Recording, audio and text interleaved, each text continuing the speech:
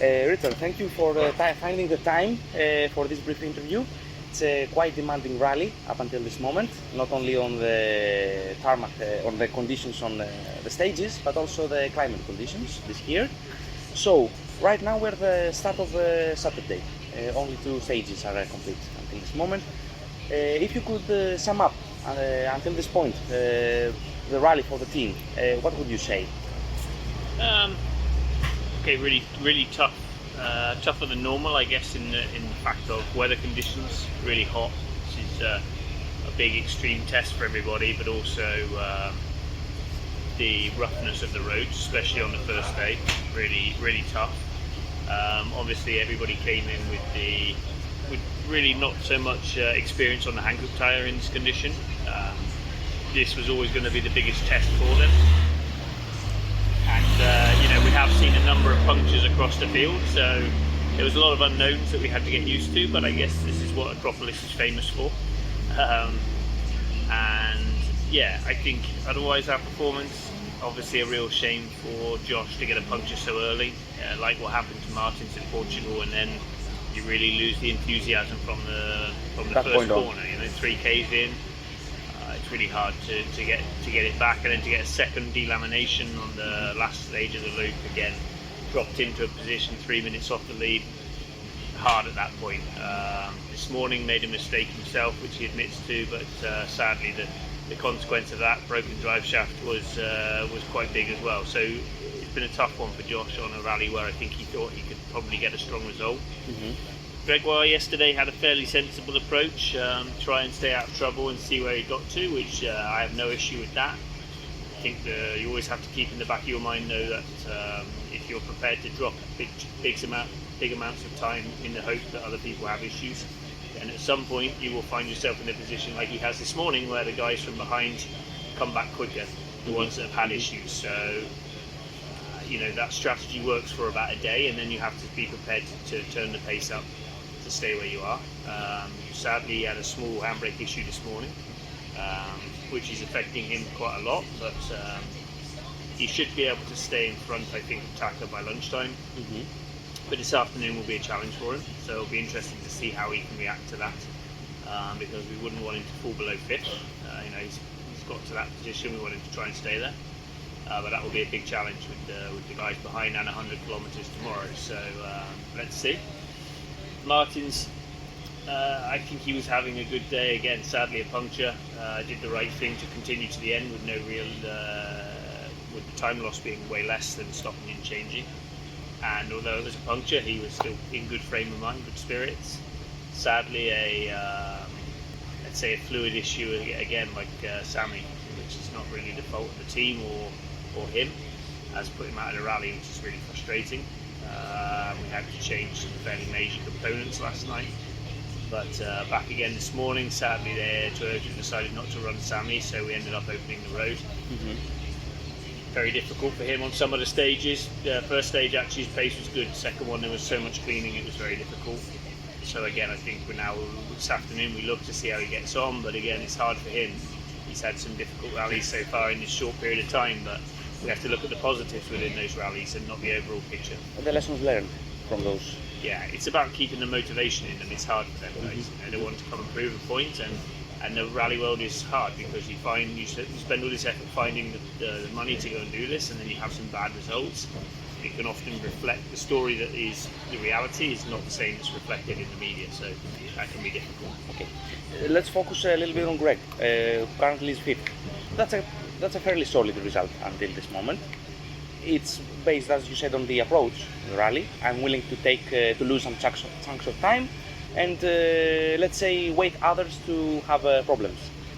Is it something that chose to go along he and his co-driver? Is it something that was previously discussed with the team, and the team thinks it's a good choice because it's a good chunk of points at the end of the day?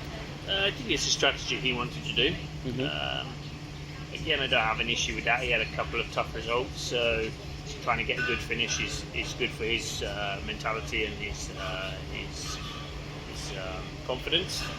But like I say, there is you have to think, even when you think, oh, okay, I take it steady and there will be trouble around and I can get a good position, every rally is so different, you never know. And now that worked yesterday with the others having issues, but then the top guys who are, yes, a lot more experienced, that are prepared to push even harder, they can have their problems and then push like hell, and with nothing to lose, they can very quickly catch up. And that strategy doesn't always work when you get to the end of a rally and you find yourself 4 or 5 minutes off the lead, but you haven't had a problem. Mm-hmm. So that's when it becomes tricky. So like I say, it's worked up until now, and now we have to swing around the strategy, and we're going to have to push hard this afternoon to keep that position. Okay. Let's go back to the rally. This year the slot is different from previous year's rally. Of course the teams had some, let's say, info in advance about how to prepare. How did you choose to prepare about the new slot, so the new demands of that rally before coming here? I mean, we didn't test here, we tested before Sardinia, and because the rallies are so close, we chose not to test here. Mm-hmm. I don't think that was a disadvantage for us. I think we have a good idea of what the conditions are like and the setups and the understanding, so we can solve that easily enough. We did a lot of work on brake cooling. We were having some issues with rear brake cooling especially, so we did some new ducting from the side of the car to help with that, which seems to be working well, which is a positive. But otherwise, the only thing we knew could potentially be the problem, or the hardest thing, is the temperature, and that's exactly what it is. It's a lot to ask of the guys in these cars at this point. And yesterday, I think we approached a limit where we should consider if we run stages at that hard. I think we were talking about drivers being cooked inside the car. I think we talk so much about safety. We should just have a conversation at least about whether there is a limit where we feel that where we feel that the temperature inside the car or for the crews is too much. Formula One have just mandated cool suits or option for cool suits because of that. It's maybe 1 or 2 rallies a year, and one day of that rally a year where we have a problem. But yesterday was extremely hot. Everybody was fine by the end, but maybe it's something we should think about, because even for us, the team were really struggling in the remote service area with no shade and no cover. It was hard for them. I see that even the parts that you have to use with your hands to, let's say, things with the car were extremely hot, even to grab. We have people with burns and everything. It's that's part of the battle scars of being a rally mechanic. But I think it's maybe worth a discussion just to see if there's a upper limit where we say, or the easier way is a bit more thoughts about the itinerary. Yesterday we had 3 early morning stages, 3 afternoon stages, but the first one in the afternoon was at 3 o'clock, which is the absolute hottest part of the day. Maybe we should have done the remote service somewhere shaded after the 4th stage. I know then we did that because we needed a tyre fitting zone. I think I would rather go to a tyre fitting zone at that point of the day than in a stage maybe, or maybe we should just think about the itinerary when we come to countries where we know are going to be very hot. Or very cold. Or very cold. Okay. Cold is not so bad, because then you put enough clothes on. There's less risk of health issues with cold than heat. But I think itineraries is something we've talked about for a long time, and it's another element. So let's take a step back and look at this year as a whole. The team chose to step into 2025 with a less experienced lineup than the previous year. Although both crews have shown some quite good glimpses of, let's say, talent and performances. Is their improvement from Monaco until now, is it depicted inside the team, and how is it depicted? Is the team content with what they've seen this year from Josh and Greg? I'm happy. Like you say, it's small glimpses, but every rally has some of these glimpses. I think we knew that this was always going to be the difficulty for us this year. We had little choice but to take this kind of lineup. I have a problem with this lineup. I think working with junior drivers is often interesting and can create a nice team spirit. But it does cement the feeling of when you don't have a lead driver. It does make other elements of the team harder. When they're struggling themselves a little bit in the setup, or wanting something that maybe is impossible to achieve with the car or with the setup or with the tyres, the surface, whatever. Sometimes when you have an experienced driver who can tell them, look, you're not going to get what you want. It's impossible, it's rallying. We need to get on with it. Or you have an experienced driver who can set a much faster time in the same car. It's very easy to get them to push that way. When they are leading each other, it can be more tricky sometimes. But again, this is the package we have, it's the package we're happy with, and ultimately it's the package where we are able to come and compete this year. So I think we just want to try and keep seeing these glimpses more and more in every rally and for longer and longer periods. Gain on consistency, let's say. Okay, so that's the thing you would like to see from your drivers until the end of the year, where at the end of the year the team will have to, let's say, sit on the table and discuss what will be my lineup for next year. So you're telling me that up until the end of this year, you want to see more and more glimpses from your drivers and maybe some, let's say, standout performances. Why not? Yeah, I think we need to find some rallies where they can both string it together for the whole rally. And we had, for me, I see it all the time.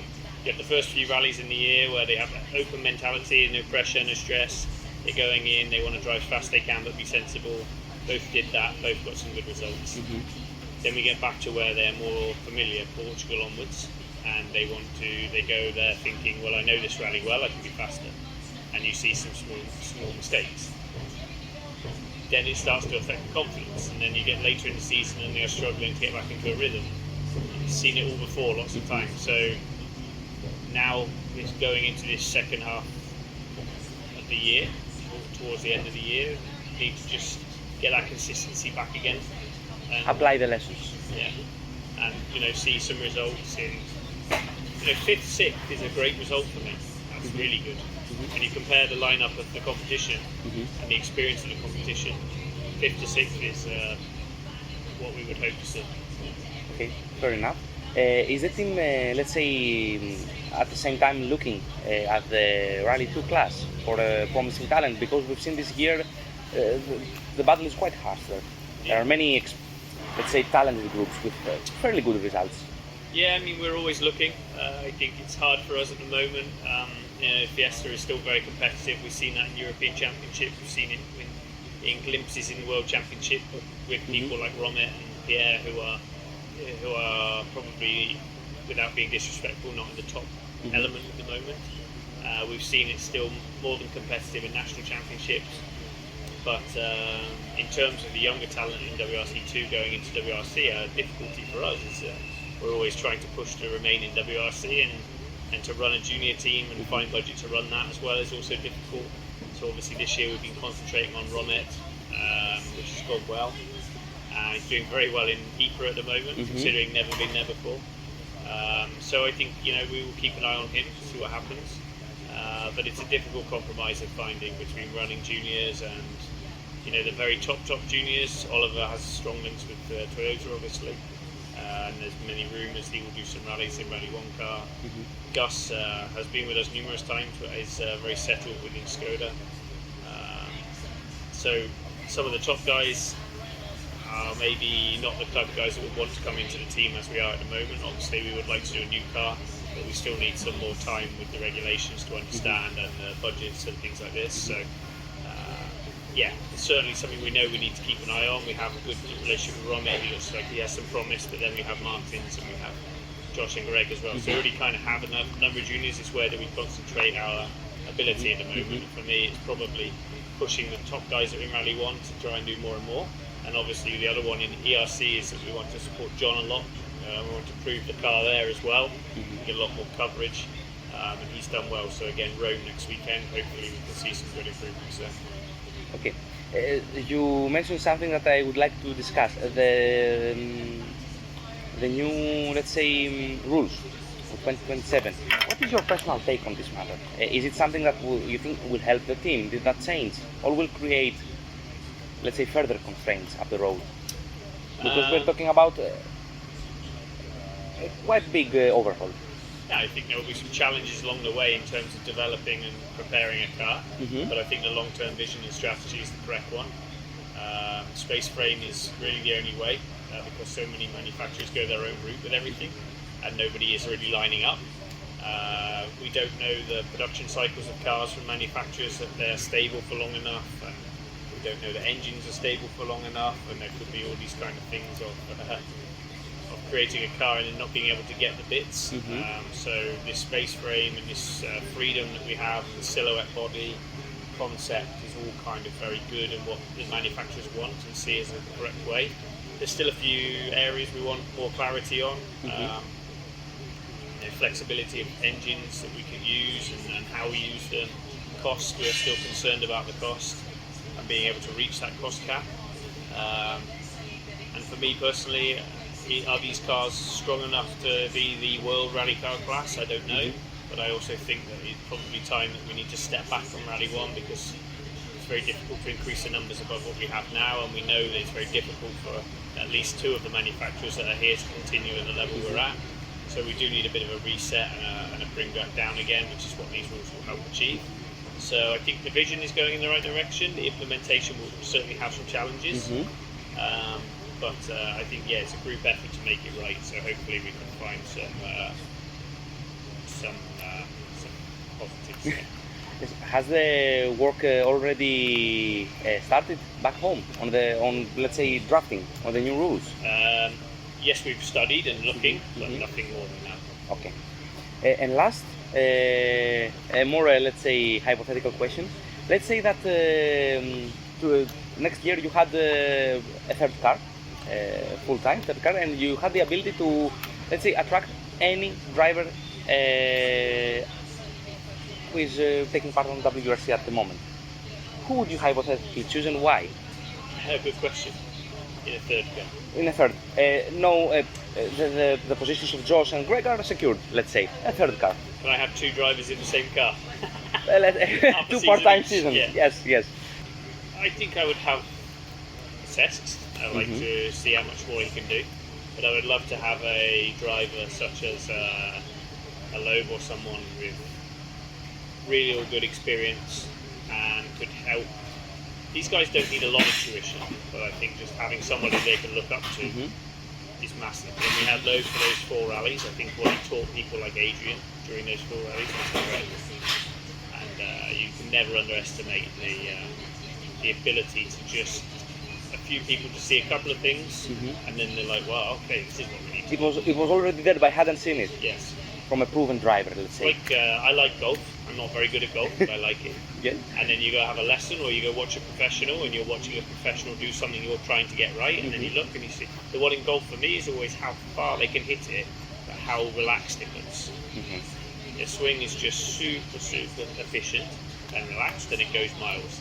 And then you get the amateurs like me, who are in your head you're always trying to hit it as hard as you possibly can, and then you get all of the errors.